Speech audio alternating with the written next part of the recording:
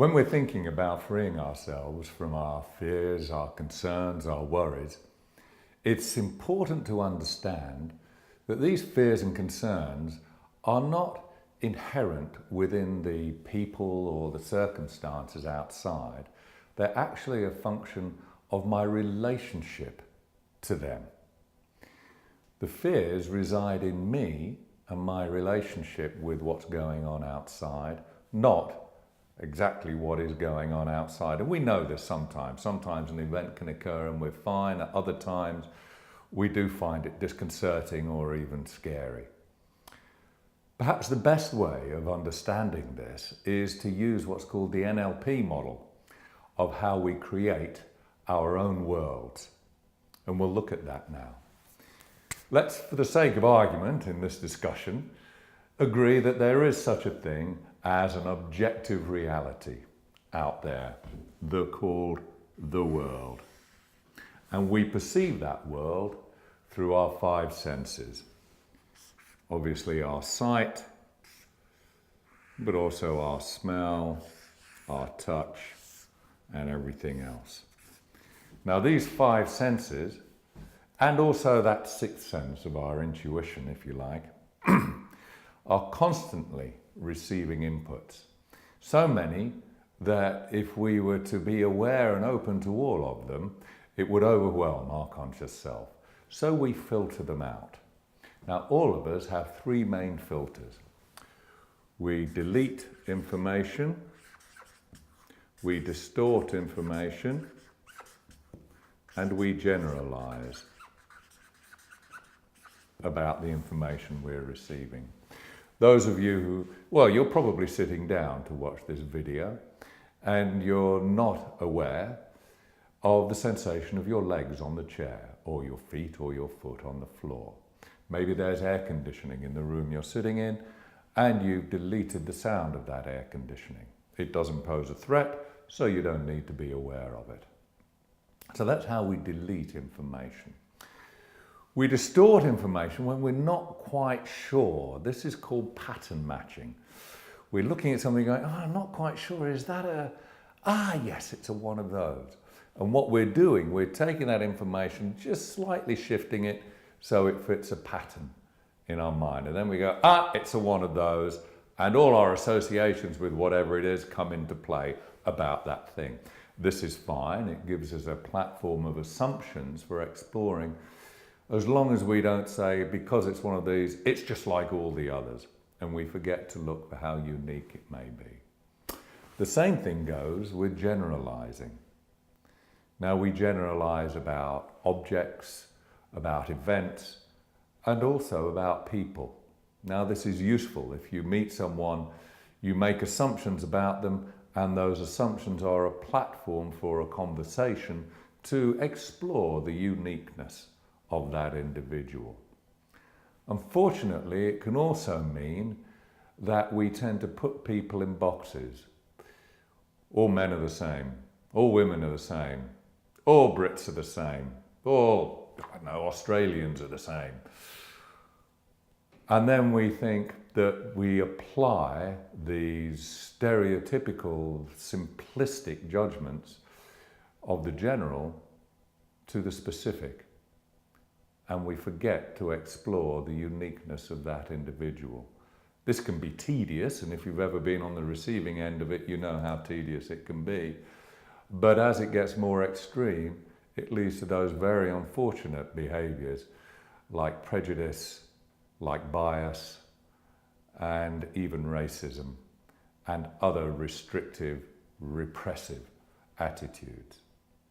So we need to be careful about these things. We need to understand that they are just initial generalizations. Now, lying under this are a whole load of other filters we apply to this data, filters that are unique to us, usually coming out of what we call our conditioning. And our conditioning is what we learnt and what we experienced when we were very young and as we were growing up. So our values, what's right and wrong, our beliefs, what's true or not true, the language we speak, Those of you who speak more than one language will know how effective the way you express something is at defining that very thing. Our past experiences, for instance, also. If you were attacked or bitten by a dog when you were young, you're probably a little hesitant around them now if you don't avoid them entirely. The past decisions we've made. We've all had the experience of starting on a track and thinking, oh, I wish I hadn't started this. Oh, but I've started it, so I might as well finish. Well, sometimes it's best to pull out when you can and put your energies elsewhere, but we feel locked in to those decisions we've made, sometimes many years ago. Other more transient things, like our mood at the moment, affects how we filter, how we see the world and how we interact with it. And there are many, many more. So once all this data has gone through these filters, our inner representation of the world can be very different to what may be out there. Our inner representation determines how we think and how we feel. How we think and how we feel drives how we behave. And how we behave drives the results we get. We know this. If you, I don't know, are not feeling well, or God forbid, have a hangover one morning and you go into work, it's like, oh, hello, yeah, how are you? Yeah, I'm not feeling very good. You get a very dull response from people. If you're feeling great and you go, oh, hi, how are you? Fantastic. Oh, I had a great night last night, isn't it great? You're likely to get a much more positive response from them. So how we behave has a direct impact on the outside world we perceive. It filters and creates that. And you can then see that we have this closed circuit of reinforcement. Because we have this model of the world, what we do tends to get the results that are consistent with that model, and it drives and reinforces it. Yeah? We know this happens. There are sometimes, maybe yourself, but certainly people have said, you've been talking about something and they've probably said, oh, I don't want to hear about that. Don't tell me about that. Don't show me that. Because they don't want their model of the world disrupted or undermined. People who need control, who get very tense, maybe angry when the control is taken away, are desperate for that control to maintain their sense of their own world as being the best world, the right world, their world. But when in fact we know it isn't.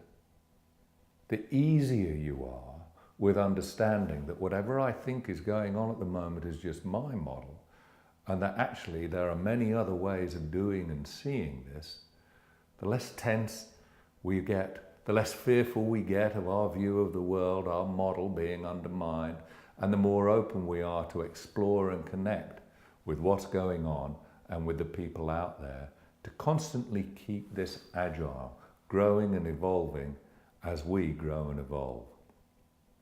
So the key takeouts here are to remember that whatever fear, worry or concern I have is not intrinsic to the people and events out there, but it is an aspect of my relationship to those people and events, based on all of these filters and the creation of my own model of the world.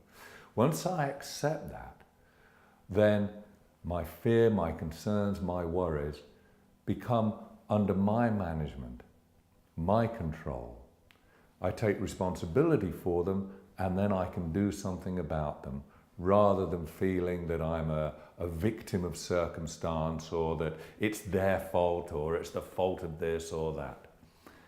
It also has the benefit of meaning that instead of going behind the barriers and defending my partial model of the world against all others, I'm actually open to connecting and understanding the world of others.